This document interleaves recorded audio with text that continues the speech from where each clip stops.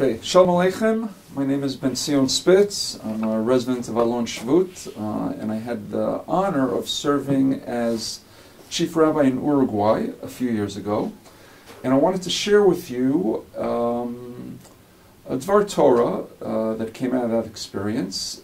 So during the World Cup in Brazil in 2014, there was an event that shook the sports world and the entire country of Uruguay.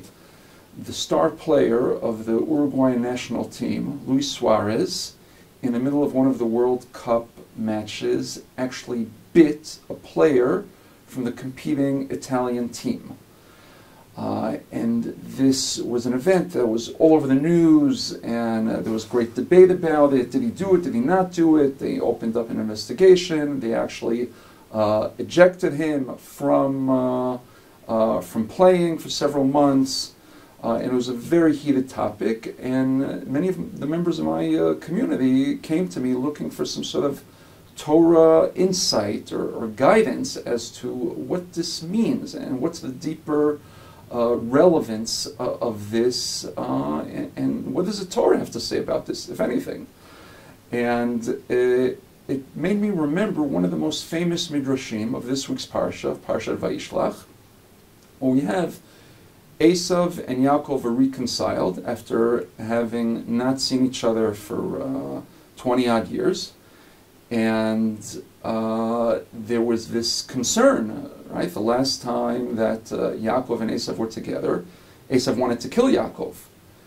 And in the text it says they see each other, they hug, they kiss, Vayishakehu. And there are dots over Vayishakehu. And the question is, what do those dots mean in the Torah, in the text? And the classic answer is, or the midrash, that Esav actually bit Yaakov. He bit him in the neck, and the midrash says that there was a miracle that happened, and the neck, Yaakov's neck, turned into marble, into stone, and that's why Esav was crying, because he hurt his teeth, and Yaakov was crying because of the attempt. And that's the end of that parsha, and the issue is we see no resolution to this terrible affront to Yaakov Avinu. And the lesson I picked out of that, relating to the parsha of Luis Suarez, is that we know in the Torah that Esav Avi Edom. Esav is the forefather, the patriarch of Edom. Edom is Romi, and Romi, the Roman Empire, is the progenitor of Italy, the Italians. So when Luis Suarez bit an Italian player, the answer I gave the community was that this was an akama. This was to avenge the honor of Yaakov Avinu.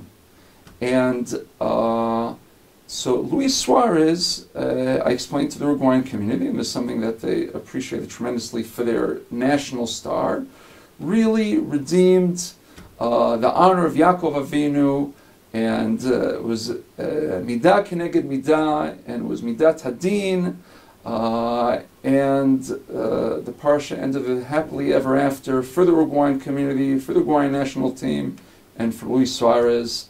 And we find inspiration in all places, including in soccer matches. Shabbat Shalom.